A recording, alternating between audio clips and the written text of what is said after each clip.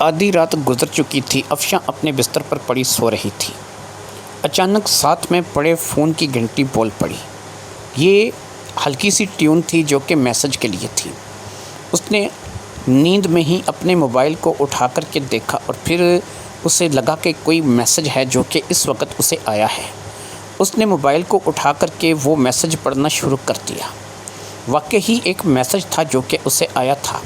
اس نے اس میسج کو پڑھنے کے بعد اس موبائل کو اٹھا کر کے اپنے پاس رکھا اور پھر اس کی نیند جو تھی اب آنکھوں سے غائب ہو چکی تھی۔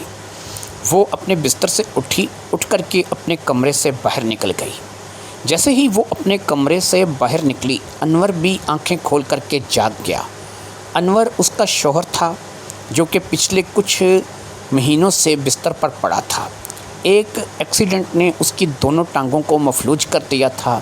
دونوں ہی ٹانگوں پر پلسٹر تھا اور ابھی اسے شاید اپنے پاؤں پہ کھڑا ہونے میں سال بھی لگ سکتا تھا یا پھر اس سے زیادہ بھی، ڈاکٹر تو یہی کہتے تھے۔ انور جانتا تھا کہ یہ کمرہ جس کمرے میں اس وقت وہ سو رہا ہے، یہ باقاعدہ ایک اٹیچ باتھ کمرہ ہے۔ اگر افشاں کو اس وقت باتھ روم جانے کی حاجت ہوتی اور وہ باتھ روم جانا چاہتی تو وہ اس کمرے میں آسانی سے باتھ روم کو استعمال کر سکتی تھی، لیکن وہ اس کمرے سے باہر چلی گئی تھی اور اس نے کسی کو کچھ بتایا بھی نہیں تھا۔ شوہر اس کے ساتھ دوسری چارپائی پر سو رہا تھا اور وہ اٹھ کر کے باہر نکل گئی تھی۔ یہ بات اس طرف اشارہ کرتی تھی کہ یہ میسج اس وقت جو کہ اسے آیا تھا، یہ کوئی ایسا خاص میسج تھا کہ جسے وہ اگنور نہیں کر سکتی تھی، اور باوجود اس کے کہ وہ نیند میں تھی اور اسے یہ میسج موصول ہوا تھا، وہ اس وقت جب کہ رات آدھی سے زیادہ بیت چکی تھی، اس میسج کو پڑھنے کے بعد چپکے سے کمرے سے باہر نکل گئی تھی۔ آخر یہ میسج کس کا ہو سکتا تھا؟ کون تھا جس نے اس وقت اسے میسج کیا تھا؟ یہ وہ باتیں تھیں جو کہ انور کے ذہن میں گڈبڈ ہو رہی تھیں۔ ہاں، ایک بات تھی، کبھی کبھی اسے اپنی بہن کا میسج آ جاتا تھا۔ افشاں کی بہن بھی اسی شہر میں بیائی ہوئی تھی اور وہ اپنی بہن سے رابطے میں رہتی تھی، لیکن ظاہری بات ہے کہ اتنی رات کے اگر وہ اپنی بہن کا میسج سن کر کے یا پھر اس بہن کا میسج پڑھ کر کے باہر گئی تھی تو اس سے باہر جانے کی کیا ضرورت تھی؟ ظاہری بات ہے کہ اس کی بہن نے کوئی نہ کوئی پیغام ہی بھیجا ہوگا اور وہ اس پیغام کو وہ یہاں بیٹھ کر بھی سن سکتی تھی یا پڑھ سکتی تھی، لیکن وہ اٹھ کر کے باہر چلی گئی تھی، جس کی وجہ یہ تھی کہ یا تو پیغام کوئی خاص تھا یا کوئی ایسا پیغام تھا جو کہ اس کی بہن نے بھیجا تھا لیکن وہ کوئی بہت ہی خاص الخاص تھا، یا پھر وہ کوئی ایسا پیغام تھا جو کہ فرحین نے بھیجا ہی نہیں تھا، یعنی فرحین کی طرف سے اسے وہ پیغام نہیں آیا تھا، وہ پیغام بھیجنے والا یا بھیجنے والی کوئی اور شخصیت تھی۔ لیکن کون؟ ظاہری بات ہے کہ انور کی جو حالت تھی، اس حالت میں تو وہ دونوں پاؤں سے اپاہج تھا اور اٹھ کر جا کر کے پتہ نہیں کر سکتا تھا۔ وہ بیوی پر کوئی سختی بھی نہیں کر سکتا تھا کیونکہ جب سے وہ اپاہج ہوا تھا، مکان کا کرایہ اور دیگر سارے اخراجات اس کی بیوی ہی پورے کر رہی تھی۔ وہ لوگوں کے گھروں میں کام کرتی تھی، وہ اپنی بہن سے مانگ کر کے لاتی تھی، وہ رشتہ داروں کے ہاں جاتی تھی، وہ اپنے کسی عزیز کے ہاں جاتی تھی، جیسے بھی کرتی تھی وہ اس گھر کے لیے پورا کر رہی تھی۔ نہ صرف کہ اس گھر کے لیے پورا کر رہی تھی بلکہ وہ ساتھ ہی ساتھ انور کا علاج بھی کرا رہی تھی۔ ان تمام باتوں کو لے کر کے اب انور اس کے ساتھ بات نہیں کر سکتا تھا، جھگڑا نہیں کر سکتا تھا، بحث نہیں کر سکتا تھا، اس پہ کوئی الزام نہیں لگا سکتا تھا۔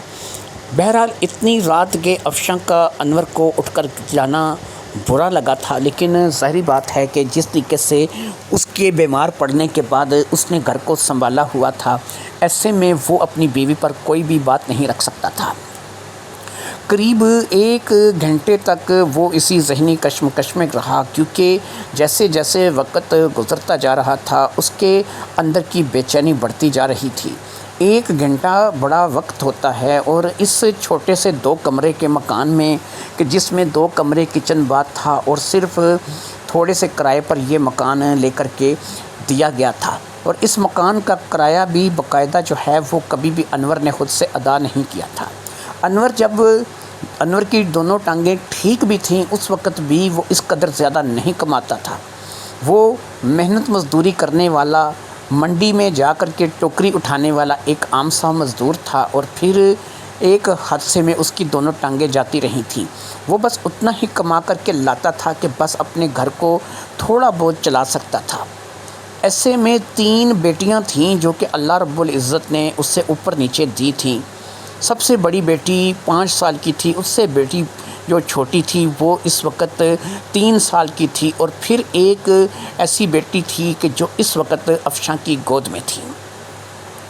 وہ گود والی بیٹی جو تھی وہ تو اس وقت بھی افشاں والی چارپائی پر ہی سو رہی تھی، اور ظاہری بات ہے کہ افشاں نے اسے دودھ دے کر کے سلا دیا ہوگا۔ باقی دونوں بیٹیوں کو ایک علیحدہ بستر لگا کر کے دیا گیا تھا جو کہ اسی کمرے کے اندر تھا، اور وہ دونوں بیٹیاں اس بستر کے اوپر سو رہی تھیں۔ ان دونوں بچیوں کو علیحدہ سلایا جاتا تھا، ان کے دودھ چھڑوا دیے گئے تھے، اور اب جو تیسری بچی تھی جس کی پرورش اب افشاں کر رہی تھی، صرف وہی بچی جو تھی وہ دودھ پیتی تھی۔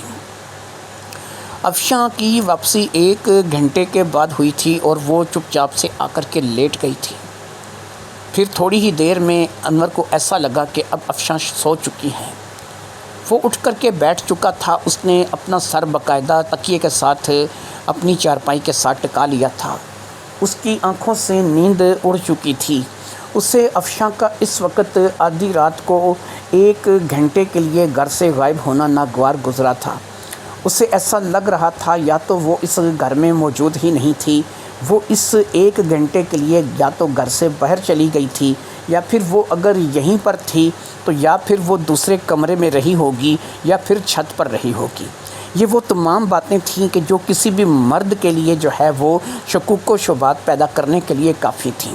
اگرچہ انور زیادہ کماتا نہیں تھا، لیکن وہ اس کا شوہر تھا، وہ اپنی بیوی سے ہر بات کے بارے میں پوچھ سکتا تھا۔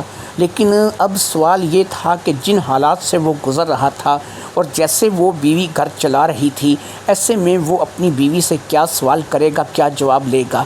لیکن وہ بے غیرت بن کر کے بھی نہیں رہ سکتا تھا، وہ اپنی آنکھیں بند کر کے بھی نہیں رکھ سکتا تھا۔ لہٰذا اس نے سوچ لیا کہ میں صبح ہی اس کے ساتھ اس سلسلے کو لے کر کے بات کروں گا۔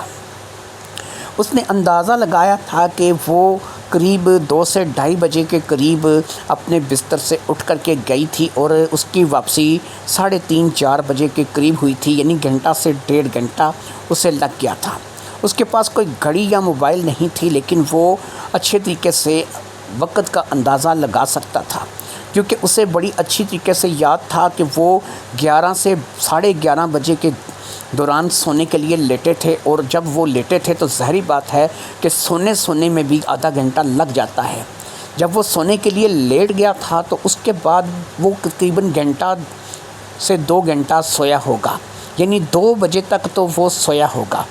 اس کا مطلب یہ ہے کہ 2 بجے اس کی بیوی جاگ گئی تھی، اور 2 بجے جاگنے کے بعد وہ 2 سے 2:30 بجے کے درمیان کہیں گئی تھی، اور گھنٹہ 1.5 گھنٹہ لگا کر کے آئی تھی، تو اس کا مطلب یہ ہے کہ 3:30 4 بجے واپس آئی ہوگی۔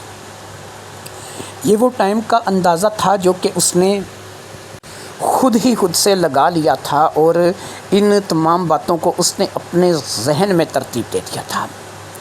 فرحین کا میسج اگر آیا تھا تو ظاہری بات ہے کہ وہ فرحین کا میسج پڑھ کر کے اس موبائل کو وہیں بند کر کے رکھ سکتی تھی۔ کوئی ایسا میسج نہیں تھا کہ جس کے لیے اسے باہر جانا ضروری تھا۔ ہو سکتا ہے کہ فرحین نے کال کرنے کا بولا ہو اور اس نے کال کی ہو، لیکن ایسا ہے کہ کال بھی زیادہ سے زیادہ 5 منٹ کے لیے یا 10 منٹ کے لیے ہو سکتی تھی، کیونکہ اسے پتہ تھا کہ فرحین کال پر زیادہ بات نہیں کرتی ہے، 5 یا 10 منٹ سے زیادہ ان دونوں کی بہنوں کی بات نہیں ہوتی ہے۔ لہٰذا یہ اگر کال تھی تو کس کی تھی اور کتنی دیر تک بات ہوئی تھی، اور یہ بات اس نے کہاں جا کر کی تھی، دوسرے کمرے میں یا چھت پر جا کر کے۔ یہ ایک ہستہ بستہ محلہ تھا جس میں زیادہ تر سنگل سٹوری مکان تھے، اور یہ کوئی زیادہ اچھی آبادی پہ نہیں تھی۔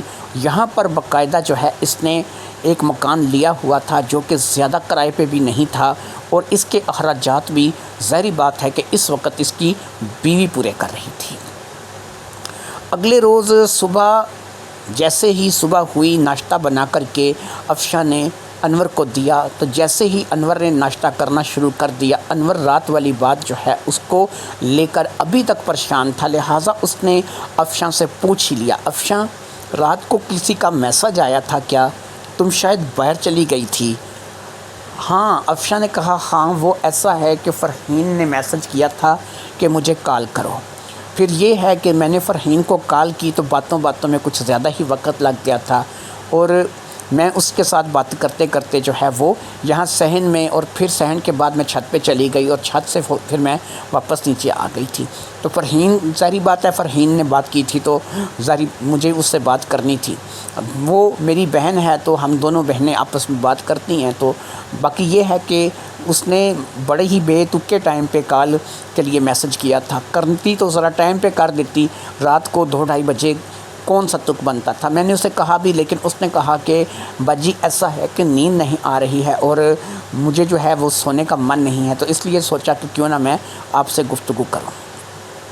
افشاں کی بات اگرچہ بالکل معقول تھی کہ اس کی بہن کو نیند نہیں آ رہی تھی، اس نے اپنی بہن کو میسج کیا کہ مجھے کال کرو، دونوں طرف سے کال ہوئی، دونوں طرف سے باتیں ہوئیں، گھنٹہ آدھا گھنٹے تک باتیں جاری رہیں، وہ صحن میں گھوم کر کے اور بعد میں چھت پر جا کر کے بات کرتی رہی، اور پھر چھت سے بات کر کے نیچے آ گئی، لیکن یہ تمام باتیں انور کے دماغ میں ہضم نہیں ہو رہی تھیں۔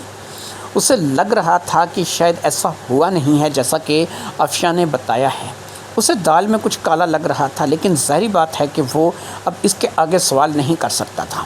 جو سوال اس نے افشاں سے کیا تھا اس کا جواب اسے مل چکا تھا، اب اگر وہ ایک اور سوال افشاں کے ساتھ کرتا تو یہ اس کے شک کی بنیاد ہوتی اور افشاں سمجھ جاتی کہ وہ اس پہ شک کر رہا ہے، لہٰذا افشاں سے اگلا سوال کرنا اس کے لیے بیوقوفی تھا، یہ جھگڑے کا باعث بن سکتا تھا، لہٰذا اس کنڈیشن میں وہ کوئی جھگڑا مول لینا نہیں چاہتا تھا۔ اس نے ناشتہ کر لیا اور پھر ناشتہ کرنے کے بعد وہ وہیں پر لیٹ گیا۔ اس کے لیے یہ بھی بڑا غنیمت تھا کہ یہ بیوی جو کہ اس کے پاؤں ٹوٹ جانے کے باوجود بھی اس کے ساتھ ٹکی ہوئی تھی، اس کی پوری خدمت کر رہی تھی۔ ایسے میں انسان کے لیے سب سے بڑی چیز یہ ہوتی ہے کہ وہ انسان جو ہے وہ نہائے دھوئے گا کیسے، پیشاب وغیرہ کیسے کرے گا، اس کام کے لیے بھی باقاعدہ افشاں جو ہے اس کے کام آ رہی تھی، اسے نہ صرف کہ نہانے دھونے میں مدد کر رہی تھی، بس اس کو نہاتی دھوتی تو نہیں تھی، ظاہری بات ہے کہ اس کے پاؤں میں پلستر تھا، وہ نہا نہیں سکتا تھا، لیکن اسے گیلے کپڑے سے وہ صاف ضرور رکھتی تھی تاکہ وہ اچھا لگے، صاف ستھرا لگے، اس سے کسی قسم کی بدبو نہ آئے۔ اسی طریقے سے اگر اسے پیشاب یا پخانے کی حاجت ہوتی تو تب بھی وہ اپنی بیوی ہونے کے ناطے اس فرض کو پورا کرتی اور اسے پیشاب بھی کرواتی تھی اور اس کو پخانا وغیرہ بھی کرواتی تھی، یعنی چھوٹا بڑا پیشاب بھی وہ اس کی نگرانی میں کر رہا تھا۔ ایسے میں اگر وہ افشاں کے اوپر کوئی بات بنائے یا شک کرے یا پھر افشاں کو برا بھلا کہے تو ظاہری بات ہے کہ افشاں کے دل پر کیا گزرے گی جو کہ اس قدر اس کے لیے کر رہی تھی۔ کوئی بیوی آج کے دور میں اگر شوہر اس طریقے سے بیمار پڑ جائے تو وہ اسے چھوڑ کر کے بھاگ جاتی ہے، لیکن یہ بیچاری بھاگ کر جاتی بھی تو کہاں جاتی۔ دو بوڑھے ماں باپ تھے جو کہ کچھ زیادہ امیر نہیں تھے، وہ بھی مزدوری کر کے اپنا پیٹ پالتے تھے۔ ریٹائر باپ تھا جو کہ تھوڑی سی پینشن لے کر کے اپنا گزارا کر رہا تھا اور اسی طریقے سے ان دونوں کا گزارا چل رہا تھا۔ گھر ہی میں ایک چھوٹی سی کریانے کی دکان بنا رکھی تھی اور وہ گھر بھی کرائے کا تھا جہاں پر اس کے ماں باپ بھی رہ رہے تھے۔ ایسے میں صرف ایک ہی شخص تھا جو کہ ان کی فیملی میں ایسا تھا کہ جو زیادہ تر ان کے کام آ سکتا تھا، جو ان کو روپیہ پیسہ مہیا کرتا تھا، یا وہ اپنے ساس سسر کے کام بھی آتا تھا اور اپنی سالی یعنی افشاں کے کام بھی آتا تھا۔ اس شخص کا نام کچھ اور نہیں طلال تھا، اور طلال جو ہے وہ فرحین کا شوہر تھا۔ افشاں رشتے میں اس کی سالی لگتی تھی اور اس نے کبھی بھی اسے اپنی سالی کا درجہ نہیں دیا تھا، دونوں میں سگے بہن بھائیوں جیسی محبت تھی۔ وہ جو بھی بات افشاں کہتی تھی وہ اس کی بات کو پورا کرتا تھا، حتیٰ کہ کئی بار مکان کے کرائے، بجلی گیس کے بل بھی وہ ادا کرتا تھا۔ طلال کا کاروبار بہت اچھا تھا، اس کی ایک بہت بڑی دکان تھی جو کہ کریانہ اینڈ جنرل سٹور کے نام پر تھی، وہاں سے عموماً راشن بھی جو ہے وہ کچھ نہ کچھ ہر مہینے جو ہے وہ افشاں کو بھیج دیا جاتا تھا۔ اپنے ساس سسر کا بھی وہ اتنا ہی خیال رکھتا تھا اور اسی طریقے سے وہ افشاں کا بھی خیال رکھتا تھا۔ انور کی بیماری کے بعد سچ پوچھیں تو اگر سب سے زیادہ کسی نے ساتھ دیا تھا تو وہ طلال تھا، لیکن طلال ظاہری بات ہے کہ وہ اپنی سالی کو اپنی بہن جیسی سمجھ کر کے اس کی مدد کرتا تھا۔ کم از کم وہ انور کے سامنے یہی بات کرتا تھا کہ افشاں بالکل میری بہن جیسی ہے، یہ فرحین کی بہن ہے تو میری بھی بہن جیسی ہے، لہٰذا اسے کسی بھی چیز کی ضرورت ہوگی تو میں اس کے مکمل کام آؤں گا، میں اس کا بھائی کس لیے ہوں، میں اس کا بھائی ہوں تو میرے ہوتے ہوئے اسے کسی چیز کی کمی نہیں ہے۔ اسی طریقے سے باقاعدہ جو دوائیاں آتی تھیں، جو پلسٹر تبدیل ہوتے تھے، جو پاؤں میں راڈ پڑا ہوا تھا، اس میں بھی طلال کا کافی سارا پیسہ لگا تھا اور کہا جاتا تھا کہ اس نے لاکھوں روپے وہ انور کی ٹانگوں پر لگا دیے تھے، اور یہ سب کچھ اسی نے ایک پرائیویٹ ہاسپٹل سے کروایا تھا اور اب بھی وہیں سے ٹریٹمنٹ چل رہی تھی۔ ہاسپٹل والوں کا کہنا تھا کہ 6 مہینے سے 1 سال تک کے اندر وہ چلنے پھرنے کے قابل ہو جائے گا، اور جب وہ چلنے پھرنے کے قابل ہو جائے گا تو تب ہی وہ مزدوری کے لیے نکل سکے گا، لیکن فی الحال اسے کوئی سخت کام نہیں کرنا ہے۔ ایسی صورت میں ظاہری بات ہے کہ اسے اب طلال کا شکر گزار ہونا چاہیے تھا کہ وہ ان کے اتنے کام آ رہا تھا، لیکن انور کے من میں نہ جانے کون سی ایسی ہلچل تھی کہ اسے طلال کے رویے کو لے کر کے ہمیشہ سے شکوک و شبہات کا سامنا رہتا تھا۔ اسے ایسا لگتا تھا کہ افشاں اور طلال کے بیچ میں بہن بھائی جیسا کچھ نہیں ہے، بلکہ ان کے درمیان تو کچھ اور کھچڑی پک رہی ہے۔ اصل میں طلال کی جو بیوی تھی فرحین، وہ کچھ زیادہ خوبصورت نہیں تھی۔ وہ ایک ایسی خاتون تھی کہ جسے قبول صورت یا پھر اتنی ہی خوبصورت کہا جا سکتا ہے کہ جتنی کہ ایک مناسب شکل و صورت کی کوئی لڑکی ہے، لیکن افشاں اس گھر میں ایک ایسی واحد لڑکی تھی جو کہ بلا کی خوبصورت تھی، گورا چٹا رنگ، اچھے نقوش، موٹی موٹی آنکھیں، اور ایسے میں افشاں ہر ایک کو ہی پسند آتی تھی۔ کئی بار انور اس بات کو لے کر کے لوگوں کے تانے سن چکا تھا کہ پہلوئے حور میں لنگور، کہ ایک تو ایک نمبر کا نکھٹو اور پھر تجھے اتنی خوبصورت اتنی اچھی بیوی ملی ہے۔ یہ باتیں اس نے کئی لوگوں کی زبان سے سنی تھی۔ انور خاص کچھ شکل و صورت کا نہیں تھا، جیسے کہ فرحین ایک عام سی شکل و صورت کی عورت تھی، اسی طرح انور بھی ایک عام ہی شکل و صورت کا مرد تھا۔ افشاں جیسے کہ بلا کی خوبصورت تھی تو اسی طریقے سے طلال بھی بے حد خوبصورت تھا، گورا چٹا لمبا چوڑا اچھا خاصا بہو ٹائپ آدمی تھا، اور خاص طور پر وہ اپنی صحت کا اپنی جان کا کافی دھیان رکھتا تھا، باقاعدگی سے جم کرتا تھا اور اپنی صحت کو کھانے پینے کا خاص دھیان رکھتا تھا۔ یعنی لوگ ایسے تھے جو کہ رشتہ دار برادری میں کبھی کبھار ملتے تھے، کبھی کبھار دیکھتے تھے، اور دیکھتے تھے تو کہتے تھے کہ یار ابا یہ تم نے کیا کر دیا ہے۔ یعنی اللہ سے لوگ گلہ کرنے سے باز تو نہیں آتے نا، کہ افشاں اور طلال کی جوڑی ہونی چاہیے تھی اور فرحین اور انور کی جوڑی ہونی چاہیے تھی۔ وہ شکل صورت کے حساب سے جوڑی ملاتے تھے، اور گن کے حساب سے افشاں ایک ایسی عورت تھی کہ وہ ایک معمولی شکل و صورت کے انور کے ساتھ بھی گزارا کر رہی تھی، حتیٰ کہ وہ اس کے لیے وہ کر رہی تھی کہ جو شاید ہی کوئی بیوی کرتی ہو، اسے نہلانے دلانے اور پیشاب تک کروانے کا کام وہ کر رہی تھی۔ لیکن اس کے باوجود بھی انور خوش نہیں تھا۔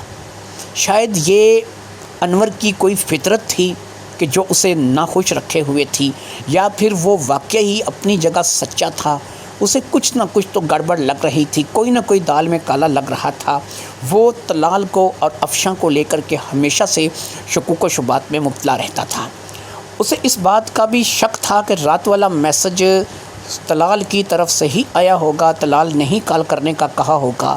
ادھر فرحین اپنے بچوں کو لے کر کے سو گئی ہوگی، ادھر یہاں پر بچے بھی سو چکے تھے اور شوہر بھی سو چکا تھا، تو یہ بہترین وقت تھا کہ ایسے میں افشاں اور طلال آپس میں بیٹھ کر کے گفتگو کرتے، اپنے مستقبل کی پلاننگ کرتے، اور ایک دوسرے کے ساتھ ایسی باتیں کرتے کہ تم فرحین کو چھوڑ دو، میں اسے چھوڑ دیتی ہوں، میں کہاں پھنس گئی ہوں، تم کہاں پھنس گئے ہو۔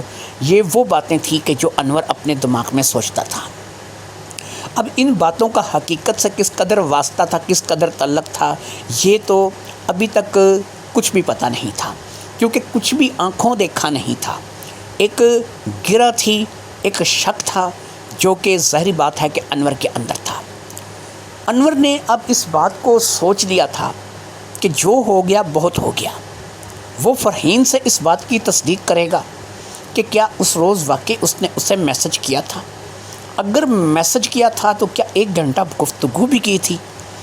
اگر فرحین اس بات سے انکار کرے گی تو پھر وہ فرحین کو اس بارے میں بتائے گا کہ وہ کن شکوک و شبہات کے نظریے سے گزر رہا ہے۔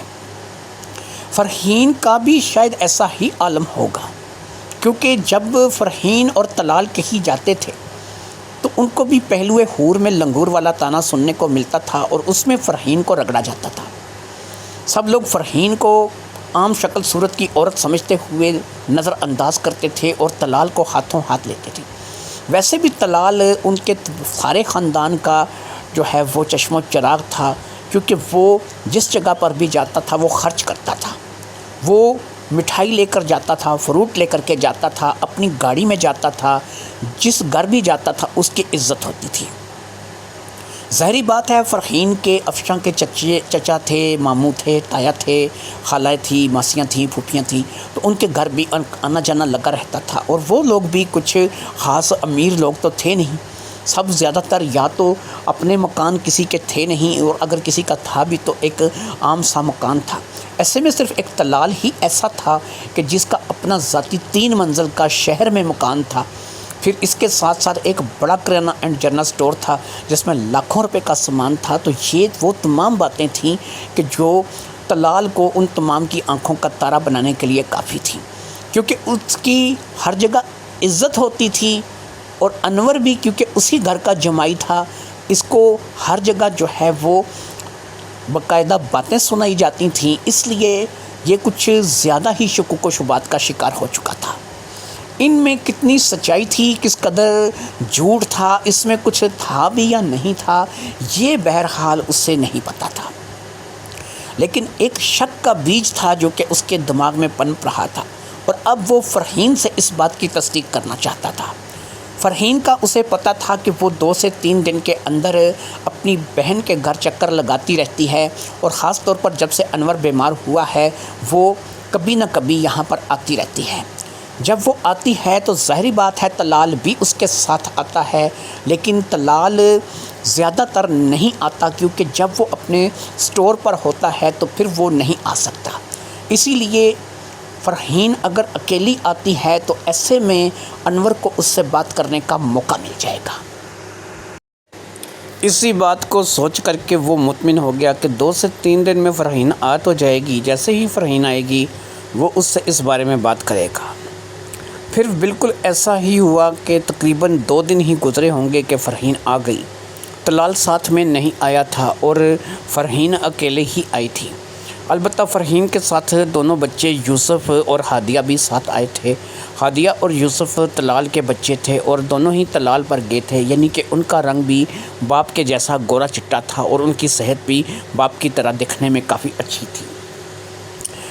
انور کے پاس آ کر کے فرحین بیٹھ چکی تھی اور اس نے اس کا حال چال پوچھا، جبکہ ہادیہ اور یوسف باقی بچوں کے ساتھ کھیلنے میں مصروف تھے۔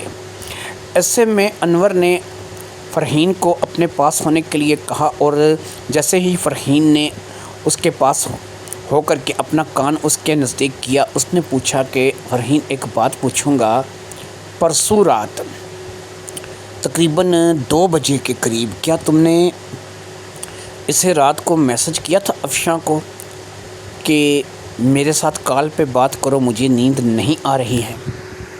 فرحین نے کہا کیوں، کیا ہوا؟ ایسے میں افشاں جو کہ کچن میں چائے بنا رہی تھی، ظاہری بات ہے کہ وہ اس وقت نہ تو انور کے پاس تھی نہ فرحین کے پاس تھی۔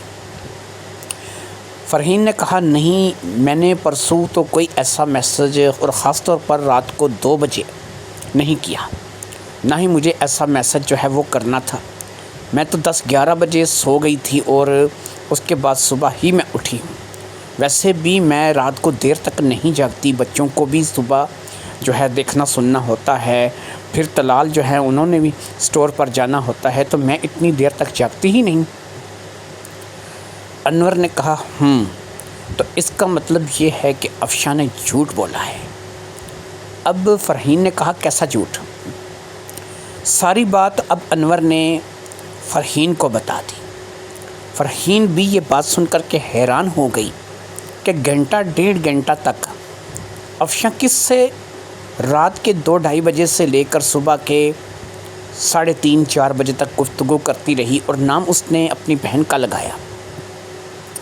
اب انور نے فرحین کو کہا فرحین بات کا برا مت ماننا، لیکن ایک بات میں تمہیں کہوں گا اور اس بات پہ عمل کرنا۔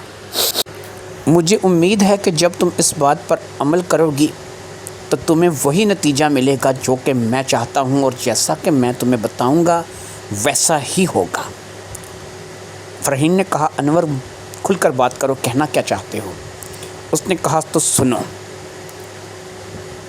یہ فون مجھے لگتا ہے کہ طلال کی طرف سے آیا تھا۔ طلال نے پہلے اسے میسج کیا ہے اور اس سے کہا ہے کہ میں تم سے بات کرنا چاہتا ہوں، تم گھر سے کمرے سے باہر نکلو اور باہر آ کر کے مجھے کال کرو۔ پھر یہ یہاں سے باہر نکلی ہے، اس نے طلال کو کال کی ہے یا پھر طلال نے اسے کال کی ہے۔ گھنٹہ ڈیڑھ گھنٹہ تک یہ گفتگو کرتے رہے ہیں، پھر یہ آ کر کے سو گئی ہے۔ یقین مانو فرحین، میری بات کو ایسے ہی نہیں چھوڑنا۔ جو بات میں تمہیں کہہ رہا ہوں اس بات کو سامنے رکھ کر بات کرنا۔ مجھے ایسا لگتا ہے کہ افشاں اور طلال کے بیچ میں کچھ نہ کچھ تو کھچڑی پک رہی ہے۔ فرحین نے کہا دیکھو انور، افشاں اور طلال کے بیچ میں نہیں مانتی کہ کچھ ہو سکتا ہے۔ طلال ایک اچھا انسان ہے، اس نے اب تک جہاں بھی گیا ہے تم خود اندازہ لگاؤ کہ مجھ سے کوئی شادی کرنے کے لیے تیار نہیں تھا۔ میں باقاعدہ ایک بیمار لڑکی تھی، لیکن اس نے مجھے دیکھتے ہوئے بھی مجھ سے شادی کے لیے حامی بھر دی۔ شادی کے بعد اس نے سال بھر تک تو میرے علاج پر بے پناہ خرچ کیا، اور پھر جب میں اس قابل ہوئی کہ میں صحیح طور پر چلنے پھرنے کے قابل ہو گئی، تمہیں پتہ ہے میرا جوڑوں کا مسئلہ تھا اور میں اپنے جوڑوں کے مسئلے کو لے کر کے کس قدر پریشان رہتی تھی۔ مجھ سے چلنا پھرنا مشکل تھا۔ پھر اس نے سال بھر میرا علاج کروا کے پھر اس کے بعد میرے بطن سے اس کی 2 اولادیں ہوئیں۔ میں کیسے مانوں کہ وہ کوئی غلط انسان ہے؟ انور نے کہا دیکھ لو پھر تمہاری طرف ہی ہے۔ تم نے سنا ہوگا لوگ باتیں بتاتے ہیں، لوگ تمہیں بھی کرتے ہیں، مجھے بھی کرتے ہیں، لیکن تم نے لوگوں کی بات سنی؟ لوگ کیا کہتے ہیں؟ لوگ کہتے ہیں افشاں اور طلال کی جوڑی ہونی چاہیے تھی۔ فرحین نے کہا ہاں یہ باتیں میں نے سنی ہیں، لیکن اس میں لوگوں کی زبان تو پکڑی نہیں جا سکتی، لوگوں کو تو کچھ نہیں کہا جا سکتا۔ انور نے کہا ٹھیک ہے، پھر ایسا ہی ہے کہ کبوتر کی طرح آنکھیں بند کر کے بیٹھی رہو، جب بلی جھپٹا مارے گی تو خود بخود پتہ چل جائے گا کہ تم جو ہے وہ کیا سوچتی ہو اور ہم لوگ کیا سوچ رہے ہیں۔ باقی یہ ہے کہ پرسوں رات کو پھر بتا دو مجھے کہ کس سے باتیں ہو رہی تھیں۔ اب فرحین نے کہا کہ میں افشاں سے پوچھتی ہوں، اگر افشاں اس بارے میں اس نے کہا نہیں، ضرورت ہی نہیں ہے پوچھنے کی نا۔ اگر افشاں سے پوچھو گی، افشاں کیا بتائے گی؟ وہ تمہارا بہانہ میرے آگے ڈال چکی ہے۔ اب جب تم دوبارہ پوچھو گی تو اس کو یہی پتہ چلے گا نا کہ میں نے ہی یہ پوچھا ہے اور تم نے جو ہے وہ پھر آگے بڑھ کر کے اس سے پوچھا ہے۔ تو یہ بات کہاں جائے گی؟ یہ بات فساد کی طرف جائے گی، لڑائی ہوگی میری افشاں کی، یہی ہوگا۔ اس لیے بہتر یہی ہے کہ تم پوچھنے کی بجائے اگر نظر رکھو، اور یہ جب نظر تم رکھو گی تو پھر پتہ چلے گا کہ میں کس حد تک سچ بول رہا۔ فرحین نے کہا کہ چلو ٹھیک ہے، میں تمہاری بات کو کچھ حد تک تسلیم کرتی ہوں، میں ان دونوں کے اوپر نظر رکھوں گی، اور سب سے بڑی بات یہ ہے کہ طلال کا موبائل بھی میں دیکھتی رہوں گی، کیونکہ اگر واقعی طلال اس کے ساتھ موبائل کے ذریعے رابطے میں ہے، کیونکہ اس کے پاس تو بیلنس ہوتا نہیں افشاں کے پاس، ایسے میں طلال ہی اسے فون کرے گا یا وہی اس کے ساتھ رابطے میں آئے گا۔ اگر وہ اس کے ساتھ واقعہ ہی رابطے میں ہے تو یہ بات زیادہ عرصے تک چھپی نہیں رہ سکے گی، اور اگر ایسا ہی ہوا تو پھر دیکھیں گے کہ ہم نے آگے کیا کرنا ہے۔ خیر اس روز تو فرحین وہاں سے رخصت ہو گئی، لیکن ساتھ ہی ساتھ فرحین انور کا دماغ بھی اپنے ساتھ لے گئی تھی۔ انور کی باتیں اس کے دماغ میں گونج رہی تھیں۔ اسے بھی بار بار اس بات کا شبہ ہو رہا تھا کہ کچھ نہ کچھ کھچڑی تو ہے جو کہ افشاں اور طلال کے درمیان پک رہی ہے۔ شاید کوئی ایسی بات ضرور ہے کہ جو ان کے درمیان میں ہے، اور اس بات کو لے کر کے انور بھی پریشان ہے، اور اب فرحین بھی اندر ہی اندر اس بات کو لے کر کے پریشان تھی۔ اصل میں دونوں کو جو چیز مار دے رہی تھی وہ ان کی خوبصورتی تھی، ان کی شکل و صورت تھی، یعنی کہ نہ تو فرحین کچھ زیادہ خوبصورت تھی اور نہ ہی انور کچھ زیادہ خوبصورت تھا، لیکن دونوں طرف سے افشاں اور طلال بہت خوبصورت تھے، اس لیے وہ ان باتوں کو لے کر کے اندر ہی اندر ایک حسد کا، ایک جلن کا شکار تھے، جو کہ وہ کھل کر کے بیان نہیں کرتے تھے۔ وہ حسد ان کی باتوں میں بیان ہوتی تھی، جیسا کہ انور اور فرحین دونوں نے اپنی بڑاس کسی نہ کسی صورت میں نکال لی تھی۔ طلال کے اور افشاں کے درمیان تعلق کیسا تھا؟ کیا وہ واقعی ہی اسے اپنی بہن جیسی سالی سمجھتا تھا، یا پھر وہ اسے کسی اور نظریے سے دیکھتا تھا؟ یہ بات بھی ابھی کنفرم نہیں تھی۔ کیا واقعی افشاں اور طلال کے بیچ میں کوئی ایسا واسطہ تھا؟ کیا افشاں اور طلال جو ہیں وہ ایک دوسرے کو پسند کرتے تھے؟ کیا ان کو بھی یہی لگتا تھا کہ ہماری جوڑی اگر ہوتی تو یہ زیادہ اچھی ہوتی؟ یہ وہ باتیں تھیں کہ جن کو لے کر کے انور اور فرحین تو سوچ رہے تھے، لیکن افشاں اور طلال کا اس بارے میں کیا موقف تھا یہ ابھی تک کسی کو بھی پتہ نہیں تھا۔ کیا وہ واقعی سالی اور اس کے بہن سمجھتا تھا؟ کیا وہ اپنی بہن سمجھ کر کے اس کی مدد کرتا تھا؟ کیا اس کے مکان کے کرائے، بجلی، گیس کے بل، یہ سب کچھ وہ اس کو بہن سمجھ کر کے ادا کرتا تھا، یا پھر اس کے بیچ میں کچھ اور تھا؟ یہ بات بھی ابھی کلیئر نہیں تھی۔ کچھ روز اسی طریقے سے گزر گئے، اور پھر ایک روز انور نے دیکھا کہ اس بار بھی افشاں رات میں تقریباً 2-2:30 بجے کے اٹھ کر کے کمرے سے باہر چلی گئی ہے، اور پھر اس کی واپسی گھنٹے سے 1.5 گھنٹے میں ہوئی ہے۔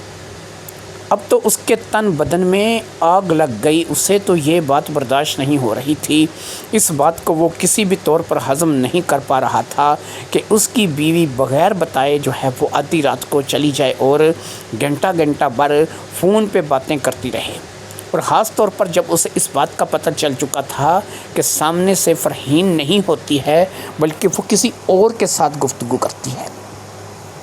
ایسے میں ظاہری بات ہے کہ انور جو ہے وہ من ہی من میں اپنے آپ کو جو ہے وہ اس بات کے لیے تیار کر رہا تھا کہ مجھے جو ہے وہ اب افشاں سے بات کرنی ہوگی، لیکن پھر ایک لمحے کے لیے وہ یہ سوچتا کہ اگر وہ افشاں سے بات کرتا ہے اور افشاں اس بات کو لے کر کے بفر جاتی ہے تو اس کی دیکھ بھال کون کرے گا؟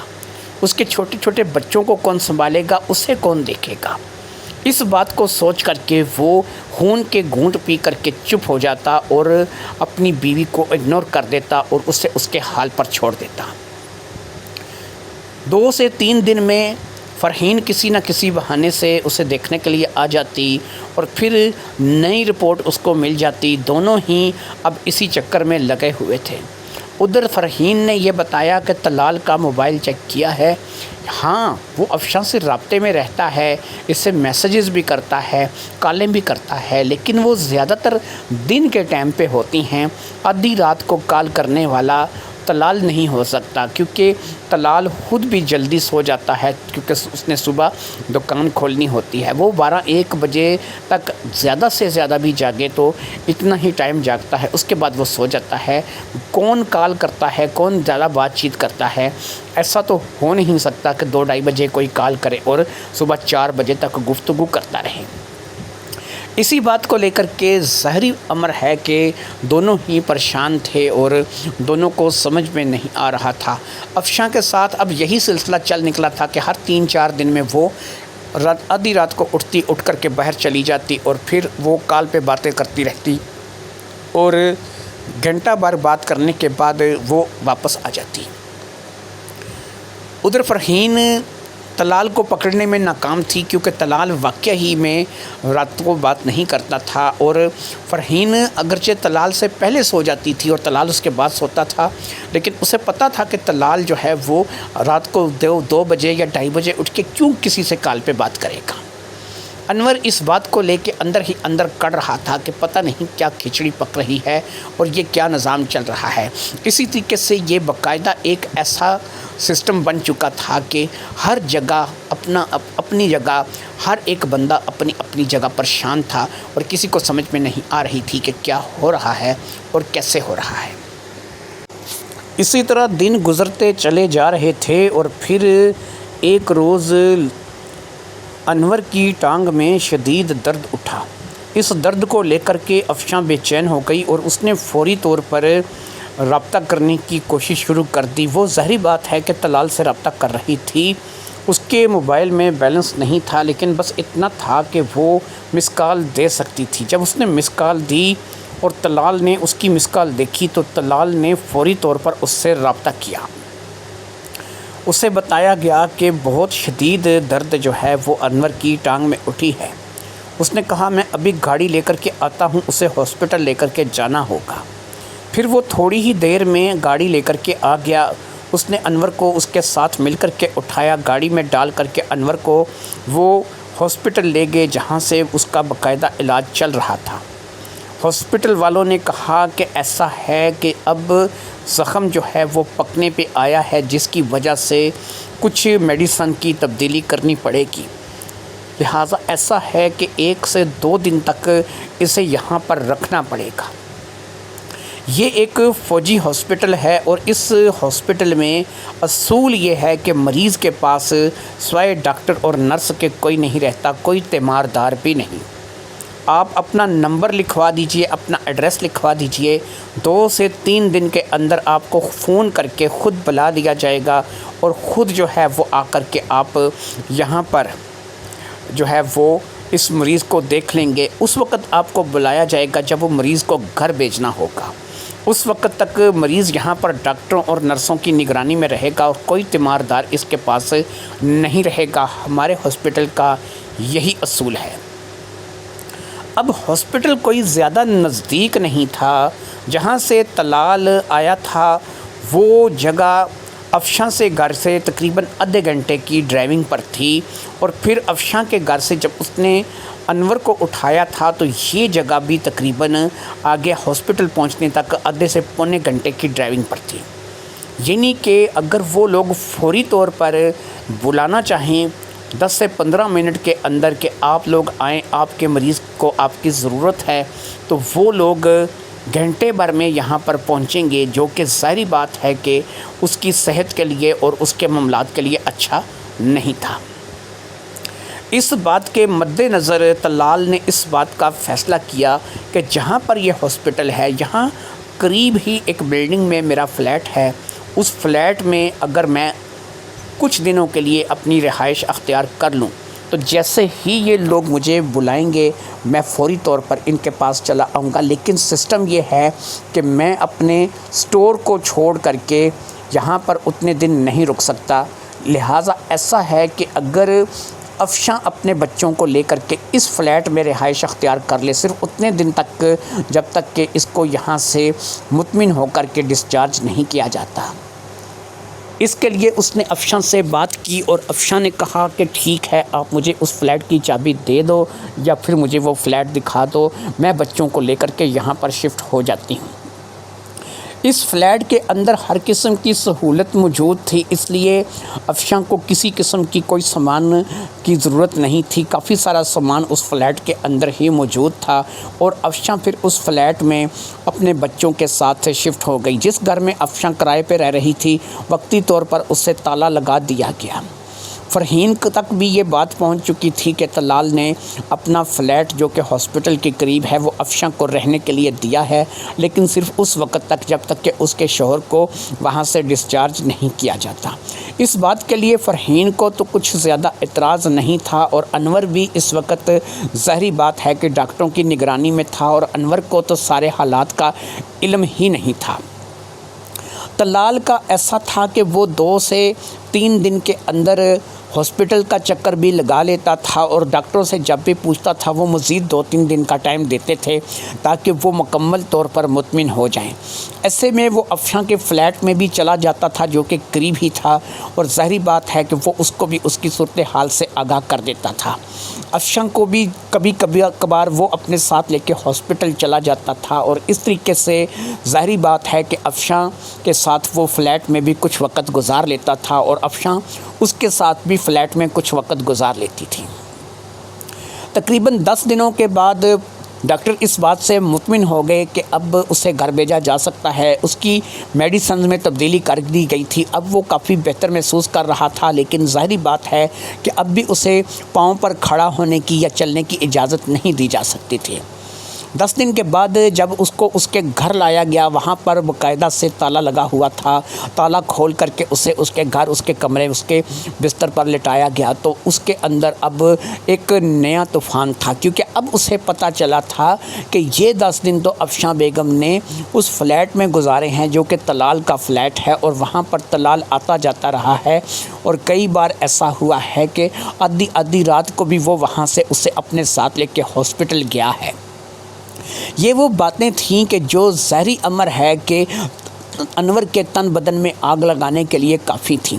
انہی باتوں کو لے کر کے اب اسے انتظار تھا کہ وہ جیسے ہی فرحین آئے گی، ان باتوں کو لے کر کے وہ اپنا من ہلکا کرے گا اور اپنی تمام تر باتیں اور تمام تر شکوک جو ہے وہ فرحین کے آگے ظاہر کرے گا۔ لہٰذا تیسرے چوتھے دن جب فرحین نے چکر لگایا تو اس نے ان تمام باتوں کو لے کر کے فرحین سے بات کی۔ فرحین خود بھی ان باتوں سے کافی الجھن زدہ تھی، خاص طور پر فلیٹ میں طلال اور افشاں کا اکیلے وقت گزارنا، اکیلے ہونا اور دونوں کا اکٹھے ہاسپٹل جانا، اس بات کو لے کر کے وہ بھی بری بیٹھی تھی، اور دونوں کے درمیان میں اسی قسم کی گفتگو چل رہی تھی۔ اس 10 دن کے اندر تقریباً 1.5 لاکھ روپے کا بل بنا تھا جو کہ انور کا اس ہاسپٹل میں بنا تھا، جو کہ فوجیوں کا ہاسپٹل تھا جہاں پر اسے 10 دن رکھا گیا تھا۔ تو وہ 1.5 لاکھ روپیہ بھی ظاہری بات ہے کہ طلال نہیں ادا کیا تھا، لیکن اس 1.5 لاکھ روپے کے احسان کو انور ماننے کے لیے تیار نہیں تھا، کیونکہ وہ فرحین کو بار بار ایک ہی بات اس کے دماغ میں بٹھا رہا تھا کہ اس 1.5 لاکھ کے بدلے میں اس نے افشاں کی عزت کتنی بار لوٹی ہوگی، کتنی بار افشاں اس کے آگے بچھی ہوگی، کتنی بار افشاں کو اس کے ساتھ وقت گزارنا پڑا ہوگا۔ یہ باتیں ان دونوں کے درمیان چل ہی رہی تھیں کہ ایسے میں افشاں چائے کی ٹرے لیے اندر داخل ہوئی تو دونوں نے خاموشی اختیار کر لی۔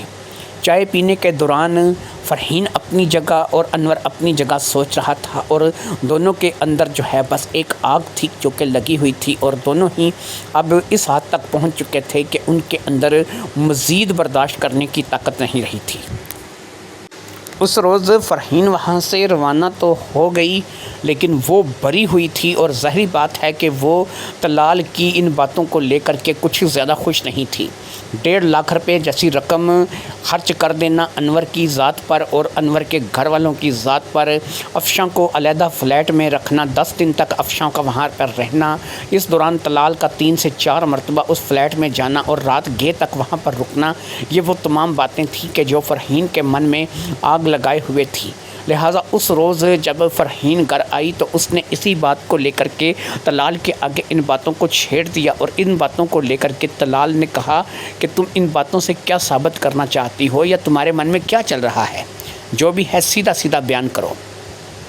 تو اب اس کے اندر جو برا پڑا تھا اس نے وہ بیان کر دیا۔ اس نے کہا کہ بس میں تم سے یہ سننا چاہتی ہوں، مجھے بس یہ بتا دو کہ ان 10 دنوں میں تم نے افشاں کو جو ہے وہ کتنی بار جو ہے وہ اپنے سامنے بچھایا ہے، کتنی بار اسے لٹایا ہے، کتنی بار اس کے ساتھ تم نے جو ہے منہ کالا کیا ہے، مجھے بس یہ بتا دو۔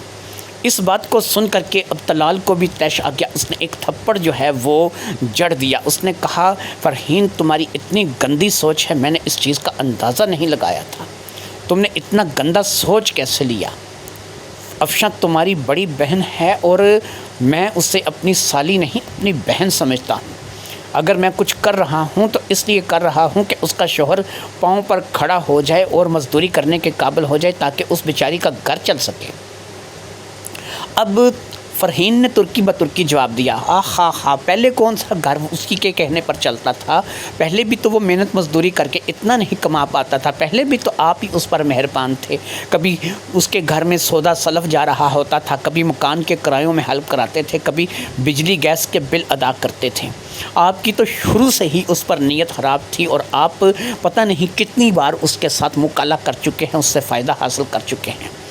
طلال نے کہا، چپ کر جو بدتمیز عورت، تمہیں سمجھ نہیں آتی، تم شاید رشتوں کی قیمت کو سمجھتی نہیں ہو، پتہ نہیں کیسی جاہل عورت ہو، پتہ نہیں تمہارے من میں کیا گھس گیا ہے، کون ہے کہ جو تمہارے دماغ میں ایسی باتیں ڈال رہا ہے۔ اس روز ایک بڑا جھگڑا ہوا طلال اور فرحین کا، اور اس جھگڑے کے تحت اس نے یوسف اور ہادیہ کو ساتھ لیا اور اپنے ماں باپ کے گھر کے لیے روانہ ہو گئی۔ اس نے طلال کو چھوڑ کر کے اپنے ماں باپ کے گھر جانے کا فیصلہ کر لیا تھا۔ وہ طلال کو چھوڑ کر کے اپنے ماں باپ کے گھر چلی گئی تھی۔ جب وہ اپنے ماں باپ کے گھر پہنچی تو اس کے ماں باپ نے اسے طلال کو لے کر کے سمجھایا، اسے یہ بات بتائی کہ تو ایک ایسی لڑکی تھی کہ جسے کوئی شادی کرنے کے لیے تیار نہیں تھا، بالکل ایک بیمار مریض، ایک ٹانڈا، ایک سوکھی ہوئی لکڑی۔ ایسے میں اس نے تمہیں دیکھا اور تم سے شادی کی، تمہارا سال بھر علاج کروایا، تمہیں اپنے پاؤں پر کھڑا کیا، تجھے گنٹھیا کا مرض تھا، اس نے تمہیں باقاعدہ دوائی دی، اس نے تمہیں ڈاکٹروں کے دکھایا، تمہیں ٹھیک ہوئی، تمہارے اس سے تمہارے 2 بچے ہوئے، اور اب تم اپنے اس شوہر کو لے کر کے، افشاں کو لے کر کے شک کر رہی ہو، اور تم ایسی باتیں کر رہی ہو، اور تم اس قسم کی بکواس کر کے اس کے ساتھ لڑ کے آئی ہو۔ جب ظاہری بات ہے کہ ماں باپ نے بھی فرحین کو اس بات کا تانا دیا اور سمجھایا، تو وہ اس بات کو لے کر کے بپھر گئی کہ ٹھیک ہے کہ اگر آپ بھی مجھے اپنے گھر میں نہیں رکھنا چاہتے تو میں یہاں پر رہنے کے لیے تیار نہیں ہوں، میں یہاں آپ لوگوں کے پاس بھی نہیں رہوں گی۔ اب فرحین وہاں اپنے ماں باپ سے گھر سے بھی جھگڑا کر کے نکل آئی۔ ایک سہیلی تھی جس کا نام فرزانہ تھا، اور وہ اسی علاقے میں رہتی تھی جہاں پر ماں باپ کا گھر تھا، وہاں سے کچھ ہی فاصلے پر تھی۔ وہ فرزانہ کے گھر میں چلی گئی۔ فرزانہ ایک ایسی عورت تھی جو کہ اس کا شوہر مر چکا تھا، اور وہ لوگوں کے گھروں میں کام کر کے اپنا وقت گزارتی تھی۔ صرف اس کو اس بات کا فائدہ تھا کہ مکان اس کا اپنا تھا۔ جب فرحین اس کے گھر پہنچی تو وہ بھری پڑی تھی۔ اس نے جا کر کے اپنا سارا اندر کا غبار جو ہے وہ فرزانہ کے سامنے انڈیل دیا، اور جب سب کچھ اس نے فرزانہ کو بتایا تو فرزانہ بھی فرحین کی بات سے اتفاق کرنے لگی۔ اس نے کہا، تمہیں نہیں پتہ میں لوگوں کے گھروں میں کام کرتی ہوں، یہ مرد ذات کیسی بد ذات چیز ہے، کس کس نظر سے، کس کس نگاہ سے دیکھتے ہیں۔ تم نے اچھا کیا، طلال کے بارے میں تم جو کہہ رہی ہو ایسا ہی ہوگا، وہ بھی اپنی سالی پہ نظر جمائے بیٹھا ہوگا، یہ بات بالکل ایسی ہی ہوگی۔ ادھر یہ بات افشاں تک پہنچ گئی کہ طلال کو چھوڑ کر کے فرحین اپنے گھر یعنی کہ ماں باپ کے گھر چلی گئی ہے، اور اس کا طلال کو لے کر کے بہت بڑا جھگڑا ہوا ہے۔ جھگڑے کی نوعیت تو اس سے نہیں پتہ تھی، لیکن یہ بات اس تک پہنچ گئی تھی، لہٰذا اس نے انور سے کہا کہ دیکھو انور کیسی بدبخت عورت ہے، اسے سمجھ نہیں آتی کہ ایک شخص جو کہ اس کا محسن ہے، اس کے ساتھ اچھے طریقے سے چل رہا ہے، اور ان کے ساتھ کتنی اس نے بھلائی کی ہے، تو اس شخص کو لے کر کے یہ ایسا جو ہے وہ رویہ اختیار کر رہی ہے، اس کے ساتھ اس نے ایسا کیا ہے۔ اب انور کی باری تھی اپنے اندر کا غبار نکالنے کی، لہٰذا انور نے کہا، تو اس نے غلط کیا کیا ہے جناب، مجھے یہ بتا دیں اس نے غلط کیا کیا ہے، غلط اس نے کیا کیا ہے؟ وہ جو بھی کر رہی ہے ٹھیک کر رہی ہے، غلط وہ نہیں ہے، غلط تم دونوں ہو، تم اور طلال غلط ہو، تمہارے اندر جو تم دونوں کے جو تعلق ہے نا وہ غلط ہے۔ اب افشاں تو اس بات کو سن کر کے حیران ہو گئی نا، اس کے تو پاؤں کے نیچے سے زمین نکل گئی۔ اس نے کہا، کیا کہہ رہے ہو انور، میرے اور طلال کے بیچ میں کچھ تعلق، کیا کر رہے ہو تم، کھل کر بات کرو، تم کیا کہنا چاہتے ہو؟ اب انور نے اپنے من کی بڑاس نکالنی شروع کر دی، اور اس نے اپنے اندر کا جتنا زہر تھا وہ افشاں کے سامنے اگل دیا۔ افشاں اس کی بات سن کر کے سر پکڑ کر کے بیٹھ گئی۔ اس نے کہا، انور تمہارے اندر اس قدر زہر بھرا ہوا ہے اور تم میرے بارے میں ایسا سوچتے ہو؟ اب انور کہنے لگا، اچھا چلو ٹھیک ہے، نہیں سوچتا، بتاؤ یہ رات کو 2 بجے کس یار کا فون آتا ہے تمہیں، جس کے ساتھ تم گھنٹہ گھنٹہ 1.5 گھنٹہ باتیں کرتی رہتی ہو؟ اس روز تم نے کہا کہ میں فرحین سے بات کر رہی تھی، لیکن فرحین نے اس بات سے انکار کیا۔ یہ رات کو 2 سے 2:30 بجے کون سا نیا ایسا تم نے یار بنا لیا ہے؟ اگر طلال نہیں ہے تو پھر کس سے بات کرتی ہو؟ اس نے کہا اچھا چلو ٹھیک ہے، اگر تم یہ بات جاننا چاہتے ہو تو میں تمہیں بتاتی ہوں۔ اگر تم اس بات کو لے کر کے اس لیول تک پہنچ گئے ہو اور تمہارے یہی شکوک و شبہات ہیں تو میں تمہیں آج اس بارے میں آگاہ کروں گی، تمہیں ضرور میں اس بارے میں بتاؤں گی کہ میں رات کو 2 بجے سے گھنٹہ بھر کس سے باتیں کرتی ہوں، کون ہے کہ جو میرے ساتھ اس قدر گفتگو کرتا ہے، طلال ہے، فرحین ہے یا کوئی اور ہے۔ میں نہیں چاہتی تھی کہ تمہیں اس بارے میں پتہ چلے، لیکن بہرحال اب اگر تم نے اس بارے میں سوال کیا ہے تو جواب دینا بھی میرا فرض بنتا ہے۔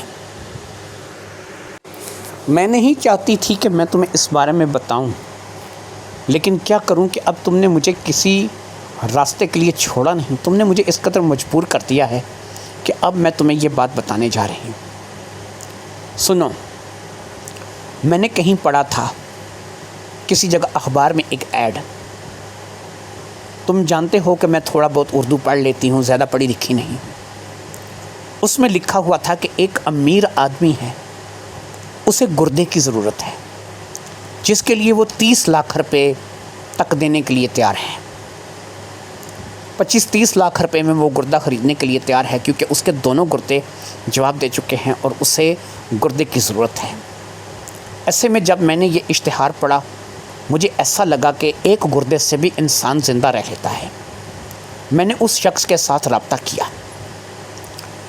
اس شخص کے ساتھ تو میری بات نہیں ہوئی، لیکن اس کے بیٹے کے ساتھ میری بات ہوئی۔ اس نے کہا کہ یہ ایک پروسیجر ہوتا ہے جس میں باقاعدہ ٹیسٹ کرنا پڑتا ہے کہ گردہ لگتا بھی ہے یا نہیں۔ آپ کو اس سلسلے میں جو ہے وہ کچھ معلومات جو ہے وہ اپنی دینی ہوں گی۔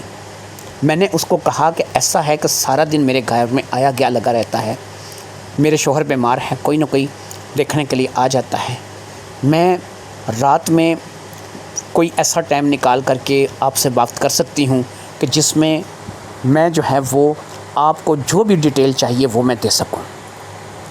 اس نے مجھے کہا کہ آپ اپنے علاقے کے کسی ڈاکٹر کے پاس سے جا کے یہ چیزیں اپنے بارے میں معلوم کریں، اور میں یہاں اپنے ڈاکٹر سے بات کر لیتا ہوں، اگر وہ چیزیں آپ کی ڈیڈی کے ساتھ میچ ہو گئیں تو وہ گردہ جو ہے آپ کا جو ہے وہ ڈیڈی کو لگ جائے گا، اگر میچ نہیں ہوئی تو وہ گردہ نہیں لگے گا۔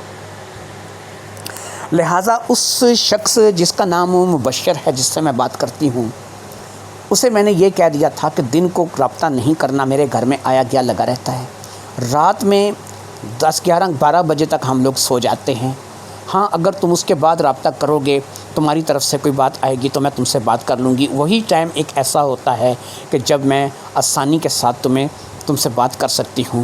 میں اپنے گھر میں کسی کو پتہ نہیں لگنے دینا چاہتی کہ میں اپنا گردہ فروخت کرنا چاہتی ہوں یا میں اپنا گردہ بیچنا چاہتی ہوں۔ اس بات کو لے کر کے اس نے کہا کہ ٹھیک ہے، ہم لوگ کیونکہ ویسے بھی رات کو لیٹ سونے کے عادی ہیں تو میں آپ کو 1:30-2 بجے تک رابطہ کر لیا کروں گا۔ پھر اس نے میرے ساتھ رابطہ کیا، اس نے مجھ سے میرا کون سے گروپ کا میرا خون ہے، میری جو ہے تھوڑی سی میڈیکل کنڈیشن، میں بیمار ہوئی یا نہیں ہوئی، اس قسم کی باتیں اس نے مجھ سے پوچھی، جس میں تقریباً 1 گھنٹہ میرا پہلے دن لگ گیا۔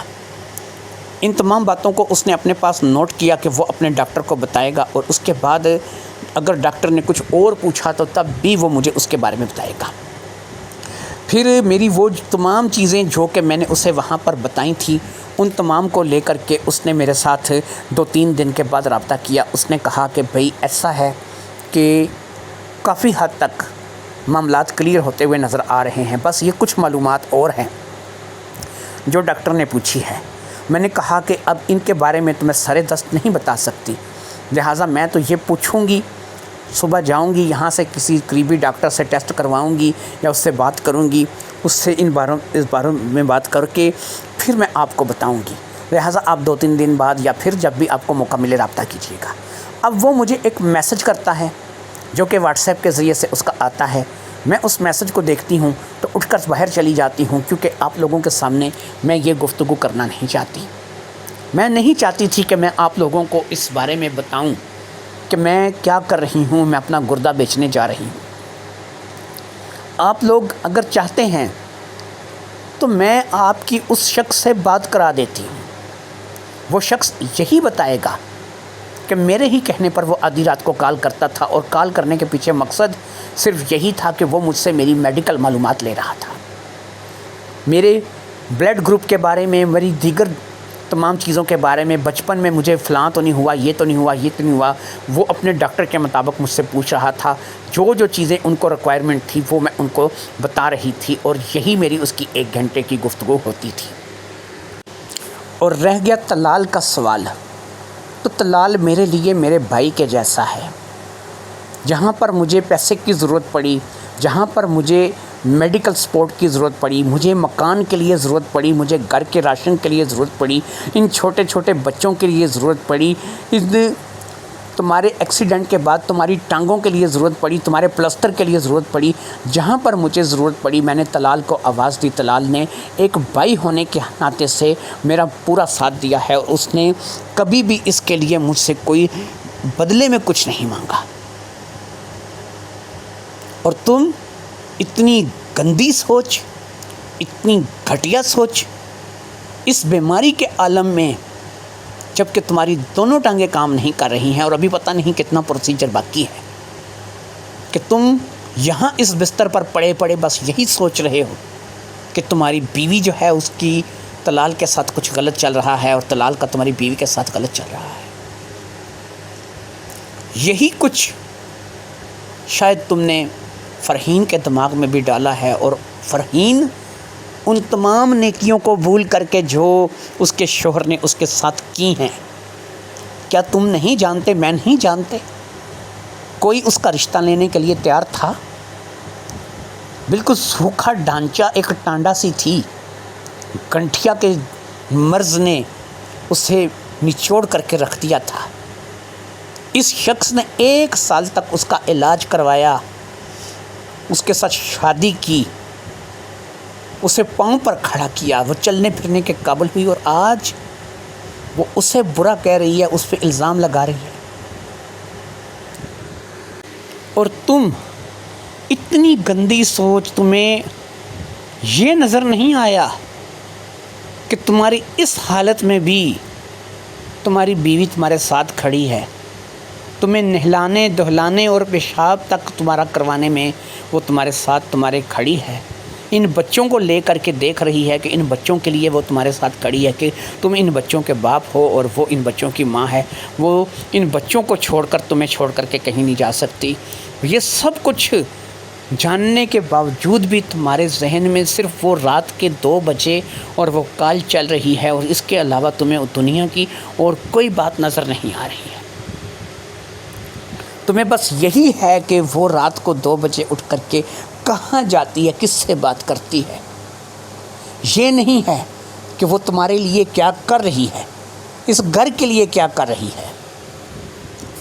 اب ایک ہی بات ہے، آج اگر ہمارے بڑے کہتے ہیں کہ کوئی دیگ اگر پک جائے، جب آپ اس دیگ کا چاولوں کا ایک دانہ نکال کر دیکھو تو آپ کو پتہ ہوتا ہے کہ چاول گل چکے ہیں یا نہیں گلے ہیں۔ اس کے لیے پوری دیگ نہیں دیکھنی پڑتی۔ تمہاری ذہنیت کو میں نے دیکھ لیا ہے، اتنا کرنے کے باوجود بھی تمہارا ذہن گندے کا گندا ہی ہے۔ ایک چاولوں کا دانہ میں نے دیکھ لیا ہے، اب میں باقی ساری دیگ نہیں دیکھ سکتی۔ میں اب تمہارے ساتھ اپنی زندگی نہیں گزار سکتی۔ تم اس حال میں ہو، میری 3 بچیوں کے باپ ہو، میں تمہیں چھوڑ کر نہیں جاؤں گی، لیکن یاد رکھو جب تم اپنے پاؤں پر کھڑے ہو جاؤ گے، جب تم چلنے پھرنے اور مزدوری کرنے کے قابل رہو گے، تب میں تمہارے پاس بھی نہیں رہوں گی۔ میں یہاں سے چلی جاؤں گی، ہمیشہ ہمیشہ کے لیے چلی جاؤں گی۔ تم جیسا انسان مجھے نہیں چاہیے۔ میں تمہارے ساتھ اپنی زندگی نہیں گزار سکتی۔ ایک ایسا زہریلا انسان کہ جس کے اندر زہر ہی زہر پڑا ہے، لہٰذا میں صرف اس وقت تک انتظار کروں گی کہ جب تک تم اپنے پاؤں پہ چلنے کے قابل ہو جاؤ۔ تم نے بھی غلطی کی ہے اور فرحین نے بھی غلطی کی ہے، دونوں کو اس غلطی کا خمیازہ تو بھگتنا ہوگا۔ میں تمہارے ٹھیک ہونے کا انتظار کروں گی، اس کے بعد چلی جاؤں گی۔